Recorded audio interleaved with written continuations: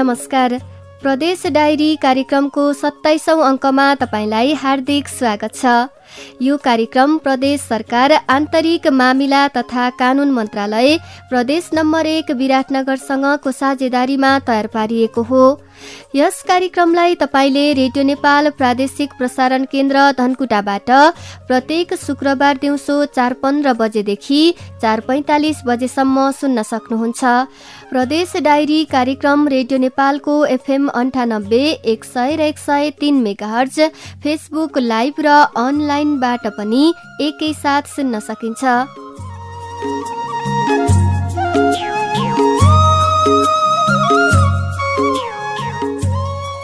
यस कार्यक्रममा हामी प्रदेश नम्बर 1 सरकारका नीति, योजना तथा फोकस कार्यक्रमहरू, ऐन कानुन निर्माणका साथै संघीय, प्रदेश र स्थानीय सरकारले गरेका राम्रा अभ्यासहरूको चर्चा गर्छौं। यस्तै शान्ति सुरक्षा, विपद व्यवस्थापन, स्वास्थ्य, शिक्षा, कृषि, पर्यटन र सञ्चार लगायतका क्षेत्रको विकास र व्यवस्थापनका लागि भइरहेका कार्यहरूको बारेमा सम्बन्धित व्यक्तिसँगको कुराकानी, छलफल, बहस, विश्लेषण र समीक्षा समावेश गर्छौं। अनि विभिन्न विषयमा आम नागरिकका आवाजलाई समेटेर तयार पारिएको रिपोर्ट र प्रदेश सरकार मार्फत भएका विभिन्न गतिविधिहरू पनि समेट्दै आइरहेका छौं।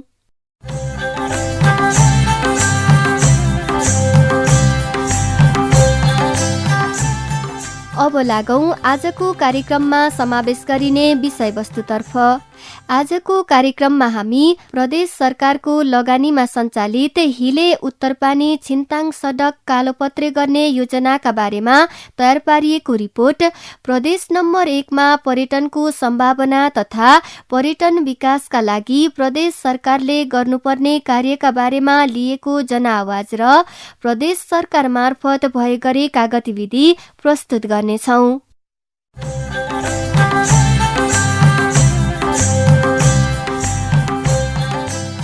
प्रदेश सरकारको बहुवर्षीय सडक कार्यक्रम अन्तर्गत हिले उत्तरपानी छिन्ताङ सडक कालोपत्रे गर्ने योजना सुरु भएको छ। कच्ची सडक हुँदा यातायातको सुविधा लिन र कृषिजन्य उत्पादन बजारसम्म पुर्याउन निकै शास्ति भोग्ने गरेका नागरिकहरू सडक कालोपत्रे हुने भएपछि खुसीले गदगद भएका छन्। हिलेदेखि छिन्ताङसम्म 26 किलोमिटर भए पनि पहिलो चरण अन्तर्गत 10 किलोमिटर सडक कालोपत्रे हुन लागेको हो। सडक निर्माणले विशेष गरी शहीदभूमि गाउँपालिकाका नागरिकले स्वास्थ्य, शिक्षा र आर्थिक विकास भई जीवनस्तरमा सुधार आउने अपेक्षा गरेका छन्।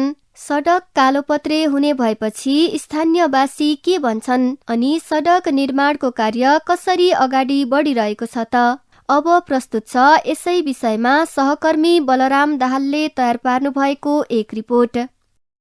प्रदेश सरकारको बहुवर्षीय सडक योजना अन्तर्गत हिले उत्तरपानी छिन्ताङ सडक कालोपत्रे हुने भएपछि यस क्षेत्रका नागरिकहरू निकै खुसी भएका छन्। गत कार्तिक 1 गते प्रदेश नम्बर 1 का तत्कालीन मुख्यमन्त्री भीमप्रसाद आचार्यले उक्त सडक कालोपत्रे गर्ने योजनाको शिलान्यास गरेपछि अहिले निर्माण कार्य धमाधम सञ्चालन भइरहेको छ। सडक बनेपछि विशेष गरी शहीदभूमि गाउँपालिका, धनकुटा नगरपालिका र पाख्रीबास नगरपालिकाका नागरिक लाभान्वित हुनेछन्। सडकको दुरावस्था हुँदा भोग्नु परेको शास्ति र सडक कालोपत्रे भएपछि पुग्ने फाइदाका बारेमा बताउँदै शहीदभूमि 6 धनकुटाका स्थानीयवासी मिलन राई। यो एकदम राम्रो कुरा हो। जनताको इच्छा र आकांक्षा चाहनामा पनि यो बाटो चाहिँ फुल पिच भए हुन्थ्यो भन्ने एउटा 80 वर्षका बुढाबुढीले पनि भन्दाखेरि चाहिँ जनवासीकै खुसीको कुरा हो। एकदमै तपाईँको यो बाटो पिच नहुँदा चाहिँ यहाँको जनवासीले धुलो धुवाँदेखि लिएर तपाईँको हिलोमा चाहिँ गाडीहरू यातायात गर्नको लागि चाहिँ एकदमै कमजोर अवस्थामा बुढाबुढीले बोकेर हिँड्दाखेरि कति लडे होइन, कति चाहिँ तपाईँको हात खुट्टैसम्म भाँचेको रेकर्डहरू छन् होइन। यो चाहिँ एकदम तपाईँको अभावको कुरा थियो। अहिले पिच हुँदै गर्दाखेरिकै कुरामा पनि पिच हुनैपर्छ भन्ने यहाँका जनवासीको मान्यता हो होइन। शहीदभूमि गाउँपालिका कृषिको लागि उर्वर भूमि हो। त्यहाँ अदुवा, सुन्तला, आँप, लिच्चीदेखि मकै, कोदो अनि तरकारी र दलहनको राम्रो उत्पादन हुन्छ। सडकको अवस्था राम्रो नहुँदा कृषकलाई उत्पादित वस्तु बजारसम्म पुर्याउन निकै कठिन हुने गरेको थियो। सडक कालोपत्रे भएपछि समयमै कृषि उत्पादन बजारसम्म पुर्याउन सकिने भएकाले स्थानीयवासीको जीवनस्तर उकास्न पनि सहयोग पुग्ने ठाकुरदेवी मावि आँकीसल्लाका शिक्षक पदम भण्डारी बताउनुहुन्छ। विशेष गरी यहाँ कृषि क्षेत्रमा भएकोले जुन बेलामा बढी उत्पादन हुन्छ त्यही बेलामा चाहिँ बाटो बिग्रिने र धेरै कृषक दाजुभाइहरूले बाटोमै सामानहरू फाल्ने अवस्था थिए र यो बाटो बनिसकेपछि यहाँको मानिसहरूको कृषकहरूको र यहाँका अन्य मानिसहरूको जीवनस्तर माथि उठ्छ भन्ने मैले आशा लिएको छु। हिले उत्तरपानी छिन्ताङ सडक कालोपत्रे भइसकेपछि त्यस क्षेत्रको शिक्षा, स्वास्थ्य, आर्थिक, धार्मिक र पर्यटन विकासमा टेवा पुग्छ। यो सडक हुँदै पूर्वको चर्चित धार्मिक स्थल छिन्ताङ देवी मन्दिर अनि पर्यटकीय स्थल त्रिवेणी घाटसम्म पुग्न सकिन्छ। अर्कातिर वर्षायाममा यातायात सुविधा लिन भोग्नु परेको शास्ति पनि हट्ने निश्चित छ। सडक निर्माणले पुग्ने फाइदाका बारेमा थप बताउनु हुँदै शहीद भूमि छ थलथलेका बुद्धिजीवी सुकदेव राई। बाटो आउँदाखेरि यो शहीद भूमिलाई साह्रै राम्रो, एक नम्बरमा आर्थिक लाभ हुन्छ र यहाँको जनजीवनलाई बिमार सिमार हुँदाखेरि स्वास्थ्य हस्पिटल जानु पर्दा पनि सहज भयो नि त, तुरुन्तै हामी पुग्न सक्छौँ। तर अब योभन्दा अगाडिको अवस्था चाहिँ के थियो भन्दाखेरि अब बिरामी भयो, एम्बुलेन्स आउने अवस्था छैन। हेर्नुहोस् है, कतिजनाको मान्छेको स्वास्थ्य समस्या अत्यन्तै भयावह थियो, दुःख लाग्दो थियो। कतिले जीवनदान गरे, त्यसरी मृत्युको मुखमा पुगे। तर अब यो बाटो पिच भएपछि चाहिँ हामी तुरुन्तै पनि अब जहाँसुकै पनि आउन सक्छ एम्बुलेन्स। बिरामी हुँदाखेरि पनि हाम्रो स्वास्थ्यमा लाभ हुने हो, सबैभन्दा यहाँको आर्थिक लाभ हुन्छ। हामीले यहाँको जनजीवन आर्थिक ढङ्गले सुधार हुन्छ, धेरै सुधार हुन्छ। हिले छिन्ताङ हुँदै त्रिवेणीसम्म सडकको कुल लम्बाइ 40 किलोमिटर रहेको छ। अहिले प्रदेश सरकारको लगानीमा पहिलो चरण अन्तर्गत 10 किलोमिटर मात्र सडक कालोपत्रे हुन लागेको हो। यो सडकबाट छिमेकी जिल्ला भोजपुरका नागरिकले पनि सुविधा लिन सक्ने भएकाले त्रिवेणीसम्मै सडक कालोपत्रे हुनुपर्ने स्थानीयको माग रहेको छ। बलियो र दिगो सडक निर्माणका लागि गुणस्तरीयतालाई ध्यान दिनुपर्ने उनीहरूको अनुरोध छ। पुनः पदम भण्डारी र सुकदेव राई। यो अहिले 10 किलो भन्ने सुन्नमा आएको छ। हामीले विशेष गरी 10 किलो मात्रै नभएर हिलेदेखि हामीले तल सिमलेसम्मको बाटो बनियोस् भन्ने आशा छ र हाम्रो सिङ्गो यता गाउँ शहीद भूमि गाउँपालिका अरू सबै भूमि यता पर्छन् र विशेष गरी उहाँहरूले बनाउनेलाई अत्यन्तै गुणस्तर बनियोस्। गुणस्तर भयो भने धेरै वर्ष ठिक छ र यहाँका मानिसहरूको उत्पादन बजारसम्म पुग्छ। त्यसले गर्दा सबै सङ्घ संस्था र यहाँका बुद्धिजीवी सरकारलाई यस बारेमा गुणस्तर बन्यो भनेन अनुगमनको लागि नै अनुरोध गर्दछु। यो बाटो 10 किलोमिटर मात्रै भनिएको छ। 10 किलोमिटर भनेको लगभग यहाँ मात्रै आइपुग्छ, थलथले छेउछाउ कहाँ आइपुग्छ। त्यहाँदेखि उता पनि भोजपुर छुन्छ। भोजपुर जोड्ने बाटोसम्मै पिच भइदियो भने धेरै राम्रो। भोजपुरको मान्छेहरू पनि यो बाटो आउँछन् र उहाँहरूलाई पनि धेरै आर्थिक लाभ हुन्छ, आउने जाने सहज पनि हुन्छ र त्यहाँ उत्पादित वस्तुहरू बाहिर पठाउने, बाहिरबाट आयात गर्ने वस्तुहरू ल्याउनलाई पनि धेरै सहज हुन्छ र यहाँको जनजीवनको स्तर अलि उक्सिन्छ र यो बाटो राम्रो भइदिएको खण्डमा यहाँको जुन एउटा बसाइ सर्ने क्रम छ नि त्यो पनि रोकिन्छ। बसाइ किन सर्यो भन्दा एउटा शिक्षाको कारणले, स्वास्थ्यको कारणले, खानेपानी आदि इत्यादि यो खाद्यान्नकै अभावको कारणले पनि र यसरी सडकको असुविधा, यातायातको असुविधाको कारणले त्यस्तो भइरहेको छ। तर त्यो बाटो राम्रो गुणस्तरीय बन्यो भने यहाँको जनजीवन पनि सहज सरल हुने र स्वास्थ्यमा पनि लाभ पुग्ने र आय स्तरमा पनि लाभ पुग्ने र अन्य बाहिरबाट आउने हाम्रो सामानहरूको पनि आयात निर्यात गर्नमा धेरै सहज हुने हुँदाखेरि यो बाटो चाहिँ हाम्रो लागि एउटा आर्थिक मेरुदण्डकै रूपमा हामीले लिन सक्छौँ। गत असोज 6 गते सम्झौता भएको उक्त सडक 1.5 वर्षभित्र अर्थात् 2079 चैत्र 6 गतेसम्ममा निर्माण सम्पन्न गर्नुपर्नेछ। सडक निर्माणका लागि रायमाझी आजाद जेबी काठमाडौँले निर्माणको ठेक्का पाएको छ। अहिले सडक निर्माणको कार्य कसरी अगाडि बढिरहेको छ? तोकिएको समयमा सडक निर्माण सम्पन्न हुन्छ त? अनि सडक निर्माणका लागि के कस्ता चुनौतीहरू देखा परेका छन्? यसबारेमा बताउनु हुँदै रायमाझी आजाद जेबी काठमाडौँका निर्माण व्यवसायी प्रेम कुमार मल्ल। हिले छिन्ताङको हामीले एग्रिमेन्ट गरेको चाहिँ लगभग असोजमा हो। असोजबाट 1 महिना त हामीले डिपिआर गर्ने लाग्यो होइन।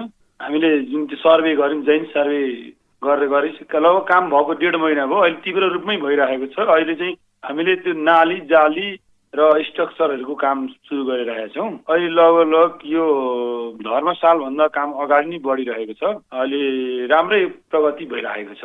अहिलेको जुन कामको रफ्तार देख्दाखेरि निर्धारित समयमा सडक निर्माण सम्पन्न भइसक्छ कि सक्दैन, के लाग्छ तपाईँलाई? होइन, यहाँ स्थानीयबाट सपोर्ट र हामीलाई कुनै पनि बजेटको समस्या भएन भने सम्पन्न हुन्छ। अहिले काम गरिरहँदाखेरि त्यहाँको जुन स्थानीय सरकार अनि स्थानीयवासीको साथ सहयोग चाहिँ कस्तो पाउनु भएको छ? हामीले स्थानीय सरकारबाट लगायत यहाँको अहिले अनुगमन समिति पनि बनेको छ, उहाँहरूबाट हामीले धेरै नै सपोर्ट पाएका छौँ।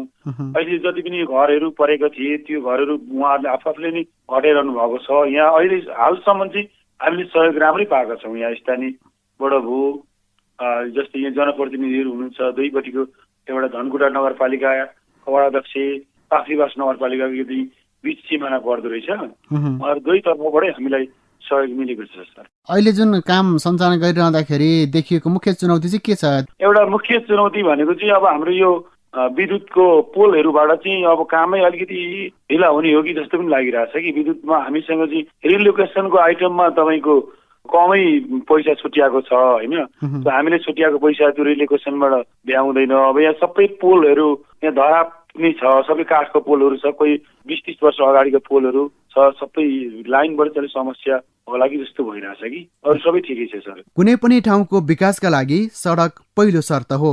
राम्रो सडक सुविधा भएको ठाउँमा शैक्षिक, आर्थिक, सामाजिक तथा व्यावसायिक विकास द्रुत गतिमा हुनुको साथै नागरिकको जीवनशैलीमा पनि सकारात्मक परिवर्तन आउँछ।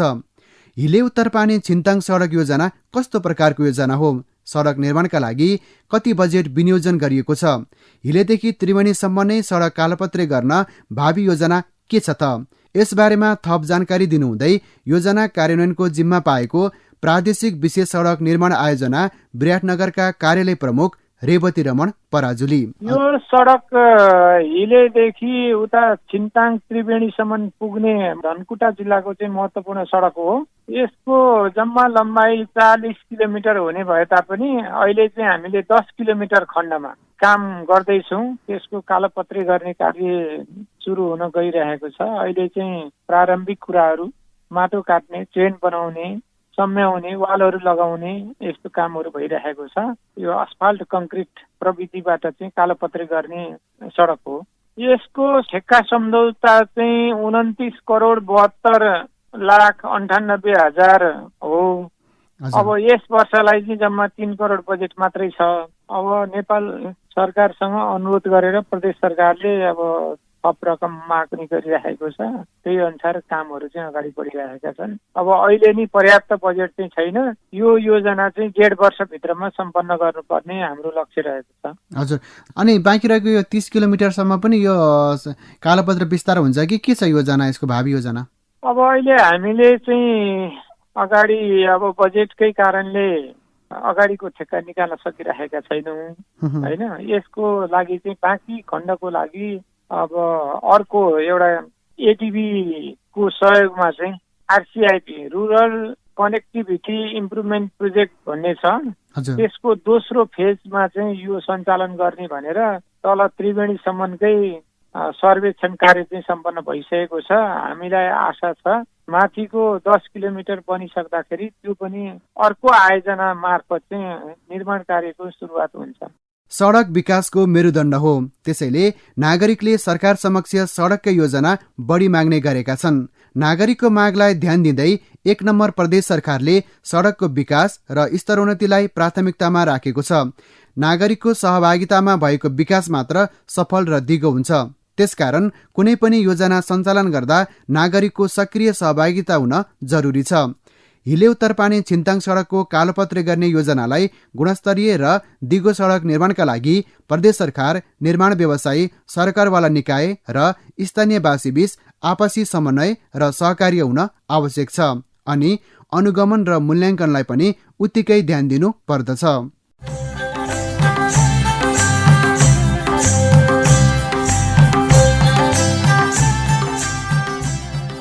कार्यक्रम प्रदेश डायरीमा भर्खरै सुन्नुभयो हिले उत्तरपानी छिन्ताङ सडक कालोपत्रे गर्ने योजनाका बारेमा तयार पारिएको एक रिपोर्ट।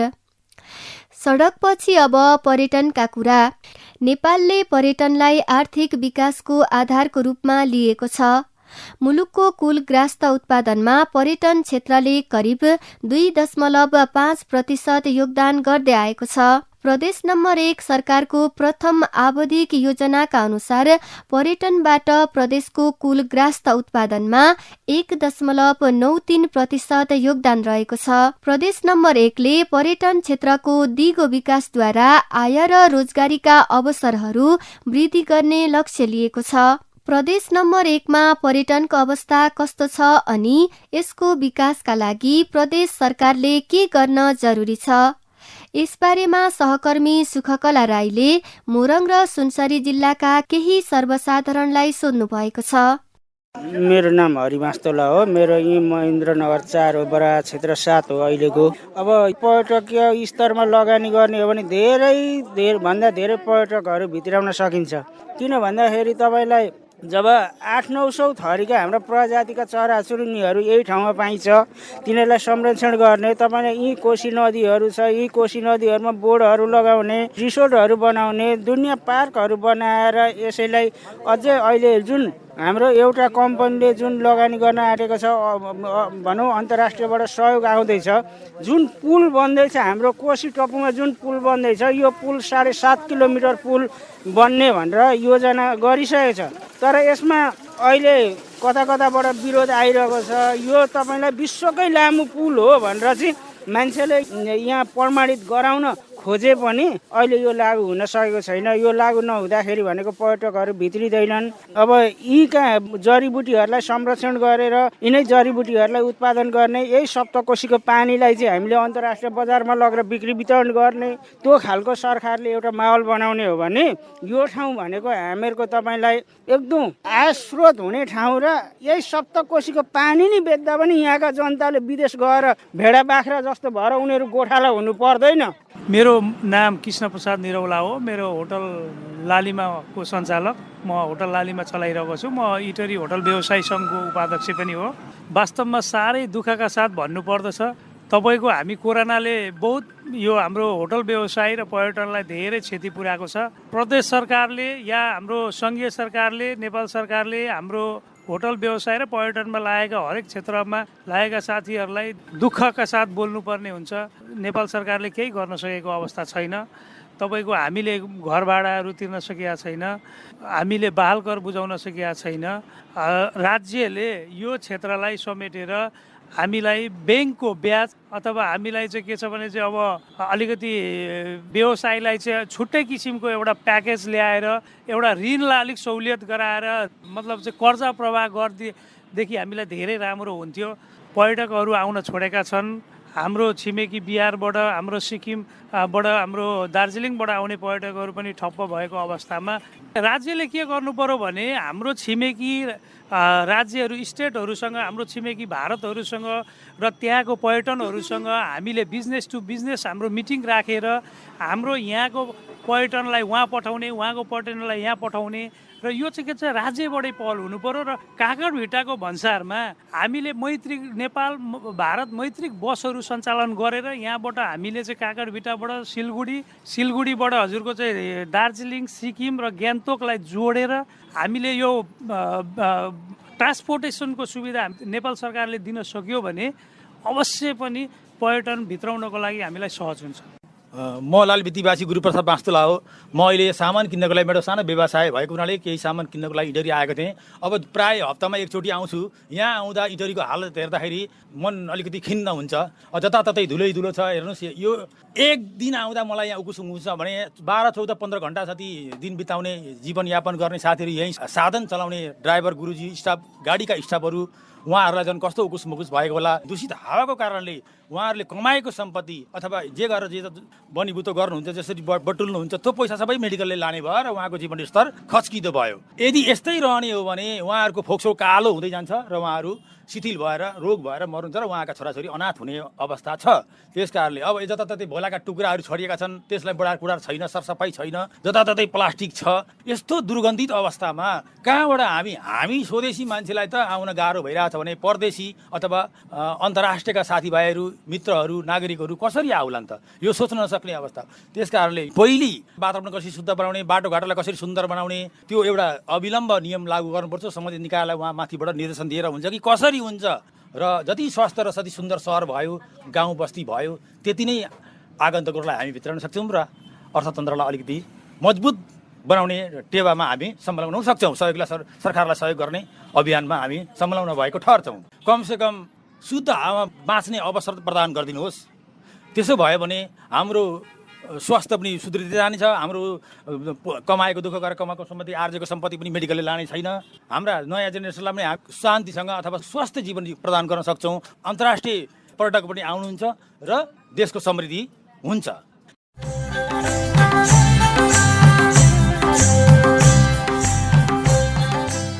जनआवाजपछि कार्यक्रम प्रदेश डायरीमा अब प्रदेश सरकार मार्फत भएका विभिन्न गतिविधिहरूको पालो। गतिविधिका साथमा हुनुहुन्छ सहकर्मी टिएल राई। प्रदेश नम्बर 1 सरकार मन्त्री परिषदको हिजो बसेको बैठकले 5वटा महत्वपूर्ण निर्णयहरू गरेको छ। मुख्यमन्त्री राजेन्द्र कुमार राईको अध्यक्षतामा बसेको बैठकले कोभिड नियन्त्रण रोकथामका लागि निर्देशक समिति बनाउने निर्णय गरेको छ। उक्त समितिको अध्यक्ष मुख्यमन्त्री रहने व्यवस्था छ। समितिमा आर्थिक मामिला तथा योजना मन्त्री, आन्तरिक मामिला तथा कानून मन्त्री र सामाजिक विकास मन्त्री सदस्य हुने आर्थिक मामिला तथा योजना मन्त्री इन्द्रबहादुर आङबोले जानकारी दिनुभयो। त्यस्तै विराटनगर महानगरपालिकाका प्रमुख, प्रदेश नम्बर 1 का प्रमुख सचिव, आन्तरिक मामिला तथा कानून मन्त्रालय, आर्थिक मामिला तथा योजना मन्त्रालय र सामाजिक विकास मन्त्रालय अन्तर्गत स्वास्थ्य हेर्ने सचिव, मोरङका प्रमुख जिल्ला अधिकारी, सेना, सशस्त्र प्रहरी र जनपद प्रहरीका प्रदेश प्रमुखहरू पनि उक्त समितिको सदस्य रहनेछन्। त्यसैगरी बैठकले मुख्य न्यायाधिवक्ताको कार्यालयका तर्फबाट प्रस्तुत आर्थिक वर्ष 2077-78 को वार्षिक प्रतिवेदन प्रदेश सभामा पेश गर्ने निर्णय गरेको छ। बैठकले आर्थिक वर्ष 2079-80 का लागि संघीय समपूरक र विशेष अनुदान अन्तर्गत सञ्चालन हुने योजना कार्यक्रमको सूची स्वीकृत गर्ने निर्णय पनि गरेको छ। सूची अन्तर्गत अस्पतालहरूको सुदृढीकरण, केही कृषि कार्यक्रम र केही लक्षित वर्गको कार्यक्रमहरू सहित 10वटा विशेष अनुदान सम्बन्धी र भौतिक पूर्वाधार सम्बन्धी ठूला आयोजना सम्पन्न गर्न 15वटा आयोजनाको सूची तय गरी संघीय सरकार अन्तर्गतको राष्ट्रिय योजना आयोगमा पठाउने बैठकले निर्णय गरेको मन्त्री आङबोले जानकारी दिनुभयो। त्यसैगरी प्रदेश ऐन संशोधन विधेयक प्रदेश सभामा पेश गरेकोमा त्यो अपूर्ण भएकाले केही प्रदेश ऐन संशोधन विधेयक फिर्ता लिने निर्णय गरेको छ। फिर्ता गरिएको ऐन केही समयपछि आवश्यक संशोधन गरी फेरि प्रदेश सभामा पेश गरिने पनि उहाँले जानकारी दिनुभयो। मन्त्रालयहरू के कति बनाउने र कर्मचारीहरू के कति व्यवस्थापन गर्ने विषयमा पनि छलफल भएको बताउँदै मन्त्री आङबोले कार्यदलको सुझाव र केन्द्रीय सरकारले दिएको कर्मचारी संगठन संरचनाभित्र रहेर कुनै पनि प्रशासनिक खर्च नबढ्ने गरी संगठन संरचना र व्यवस्थापन गरी अर्को मन्त्री परिषदको बैठकमा पेश गर्नका लागि प्रमुख सचिवको नेतृत्वमा कार्यदल गठन गर्ने निर्णय भएको जानकारी दिनुभयो। प्रदेश नम्बर 1 का मुख्यमन्त्री राजेन्द्र कुमार राईले विराटनगर जुटमिल भित्र निर्माणाधीन होल्डिङ सेन्टर तत्काल सञ्चालनमा ल्याउन निर्देशन दिनुभएको छ। विराटनगर सीमा क्षेत्र रानी तथा होल्डिङ सेन्टरको अनुगमन तथा निरीक्षण गर्नुहुँदै कोरोना संक्रमण बढ्दै गएकाले 4 दिनभित्र होल्डिङ सेन्टर सञ्चालनमा ल्याउन निर्देशन दिनुभएको हो।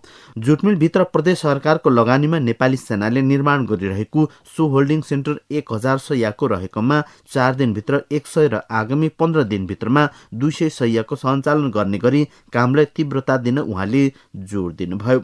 कोरोनाको महामारी विपद नै भएकाले यस सम्बन्धमा विपद व्यवस्थापनको बैठक बसी आवश्यक तयारी अनुसार कार्य भइरहेको उहाँको भनाइ थियो। प्रदेशका सम्पूर्ण सीमा क्षेत्रमा आवागमन व्यवस्थित गर्ने, खोप कार्ड मार्फत दुवै देशका जनताले सीमा क्षेत्रमा आवागमन गर्न दिने तथा भारतीय क्षेत्रबाट आउने सबैलाई एन्टिजेन परीक्षणको दायरा बढाउने र भारतीय क्षेत्रका सम्बन्धित निकायसँग समन्वय गरी कोरोना नियन्त्रणमा क्रियाशील भएर लाग्ने मुख्यमन्त्रीको भनाइ रहेको थियो।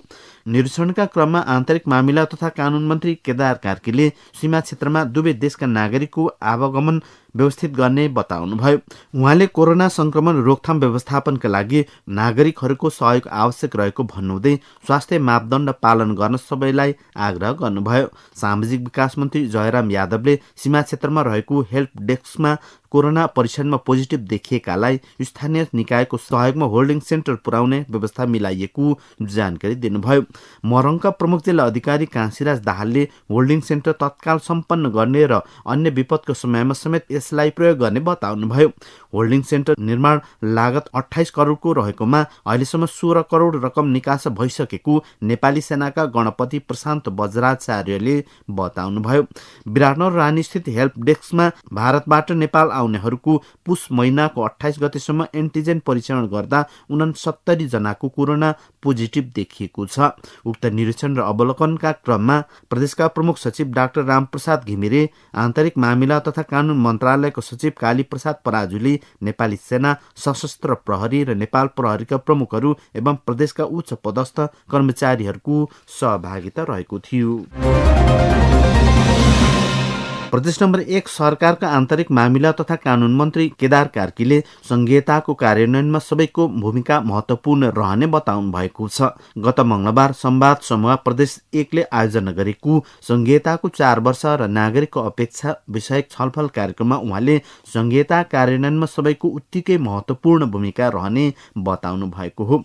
मन्त्री कार्कीले आफूहरू संघीयतापछि सरकार र प्रतिपक्ष दुवैको भूमिकाको अनुभव बटुलेकाले अहिले सरकारमा राम्रो काम गर्ने बताउनुभयो। आर्थिक तथा सामाजिक क्षेत्रमा भइरहेको प्रगतिलाई पनि संघीयताको उपलब्धिको रूपमा लिन सकिने भन्दै मन्त्री कार्कीले अस्थिरताले काममा बाधक हुने बताउनुभयो।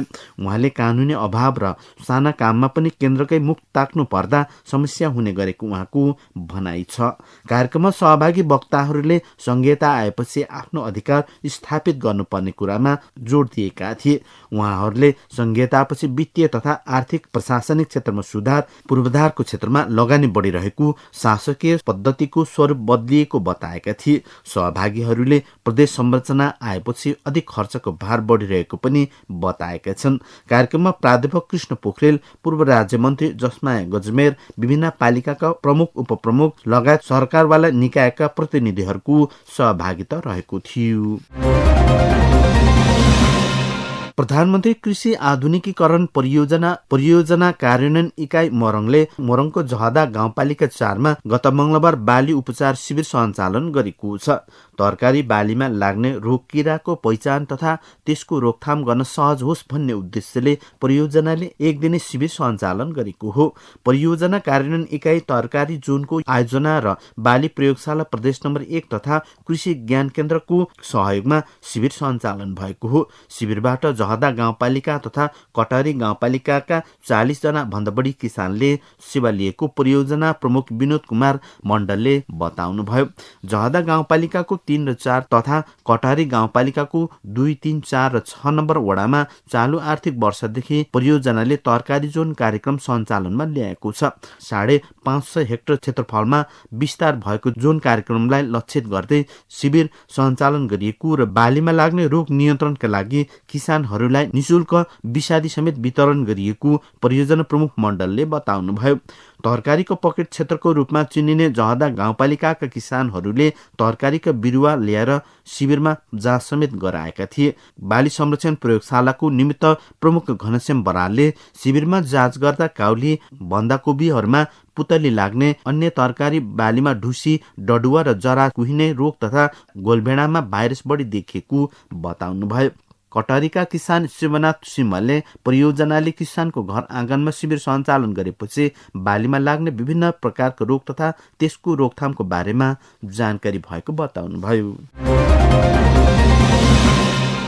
रेडियो कार्यक्रम प्रदेश डायरीको 27औं अङ्क तपाईलाई सुनाउन पाउँदा हामी खुसी भएका छौं। आजको कार्यक्रम तपाईलाई कस्तो लाग्यो त? तपाईको सल्लाह, सुझाव र प्रतिक्रियाको पर्खाइमा छौं।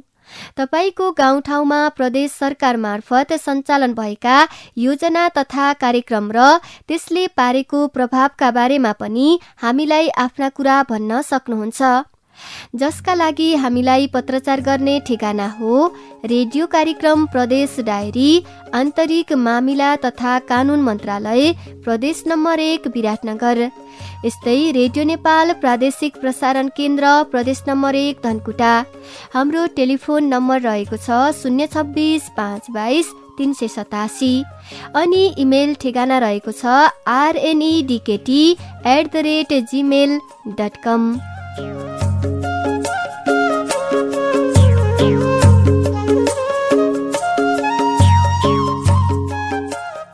कार्यक्रम प्रदेश डायरीलाई अब भने बिट मार्ने बेला भएको छ। आगामी हप्ताको शुक्रबार आजैको समयमा प्रदेश सरकार मार्फत भएका विभिन्न जानकारी सहितका सामग्री लिएर उपस्थित हुने नै छौँ। यतिन्जेलसम्म प्रविधिमा सहयोग गर्नुहुने प्राविधिक मित्र जयनारायण झालाई धन्यवाद भन्दै आजको कार्यक्रमबाट म देवकला कार्की बिदा हुन्छु। हवस् त, नमस्कार।